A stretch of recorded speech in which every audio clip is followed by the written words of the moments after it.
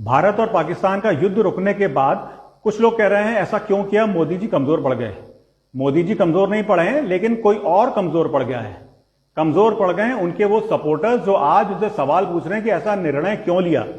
जो इंसान मेहनत करके वहां तक पहुंचा है, हमसे ज्यादा काबिल है, ये सब जानते हैं। आज हम उसी से सवाल पूछ रहे हैं कि ऐसा निर्णय क्यों ले रहे हो।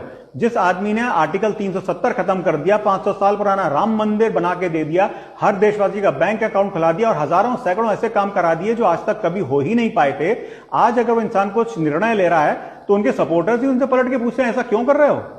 जब मोदी जी ने 500 साल पुराना राम मंदिर बनाया था, उन्होंने कहा था मुझे लोकसभा में 400 सीट दिला दो। हम सपोर्टर्स ने उनकी सरकार को माइनॉरिटी में कर दिया। कमजोर कौन पड़ा? कमजोर हम पड़े, मोदी जी कमजोर नहीं पड़े। और उस समय मोदी जी ने भी वो नाराजगी हमारे पे नहीं दिखाई थी जैसे आज हम में से कई लोग मोदी जी पर नाराजगी दिखा रहे हैं। 26/11 ताजमहल अटैक के बाद उस समय की निपुंसक सरकार ने कुछ नहीं किया था और आप और मैं सब चुप बैठे रहे थे। क्यों? क्योंकि उस समय की सरकार सोशल मीडिया पे नहीं थी, ट्विटर पे थी नहीं। ये मोदी जी हैं जिन्होंने अपनी सरकार की हर बात ट्विटर पे बोलनी शुरू करी। उन्होंने हमें बोलने की ताकत दी। पॉलिटिकल लाइफ में यही प्रॉब्लम है, आप जिसको बोलने की ताकत देते हैं पलट के वही आपको सुनाने लगता है। जैसे कि आज मोदी जी के कई सपोर्टर्स उनसे सवाल पूछ रहे हैं। मैं बार बार सुनता हूं लोग कहते हैं इजराइल में ऐसा होता है, इजराइल में वैसा होता है। बिल्कुल सही होता है, इजराइल की बात सही कह रहे हैं, लेकिन उससे पहले बताइए इजराइल की जनता में हमारी जनता में क्या फर्क है?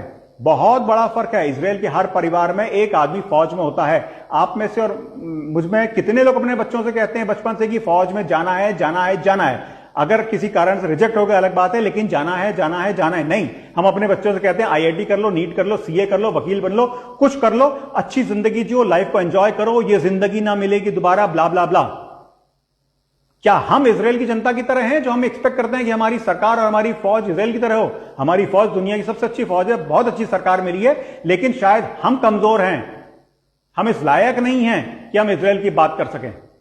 अपने बच्चों को फौज में भेजेंगे आप? जब अगर पाकिस्तान ऑक्युपाइड कश्मीर में फौज जाती है तो आपको क्या लगता है वहां के लोग स्वागत करेंगे? वो कश्मीर जो हमारे पास 75 साल से है, वहां जब हमारी आर्मी को ऑपरेशन करती है तो वहां के कश्मीरी लोग उन पर पत्थर मारा करते थे। जब हमारी फौज पाकिस्तान ऑक्युपाइड कश्मीर में जाएगी तो वहां के लोग हमारे फौजियों को नहीं मारेंगे। कौन मरेगा? दूसरे का बेटा मरेगा, दूसरे का भाई, दूसरे का पति मरेगा, क्योंकि हम अपने बच्चों को तो इंजीनियर, डॉक्टर, सीए, वकील बना के जिंदगी ना मिलेगी दोबारा एंजॉय करवा रहे हैं।